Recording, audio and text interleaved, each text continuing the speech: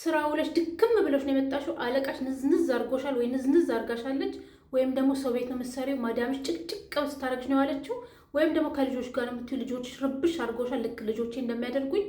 አይዞሽ፣ ራስሽን መጠበቅ እንዳትረሺ፣ በተለይ የማታ ሩቲንሽን እንዳትረሺ። አሁን እኔ ማታ ሩቲን ምን አደርጋለሁ?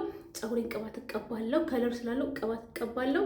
ከለሩን ከቢጫነት ቶነሩን የቀየርኩት በዚህኛው የቶነር ሻምፖ አድርጌ ስለታጠብኩት ነው፣ በብሉ ሻምፖ ማለት ነው። እንደዛ አድርጋችሁ ከታጠባችሁት ይሄ ቢጫነቱ ይቀንስና ከለሩ ቆንጆ ይሆናል። በተለይ ከለር ካለው ፀጉራችሁ ቅባት መቀባት አለበት። አሁን እኔ ቅባት እቀባዋለሁ፣ እጠቀልለዋለሁ። በእንደዚህ አይነት ሲልኪ በሆነ ነገር ደግሞ ነው የምታስይዙት ማለት ነው።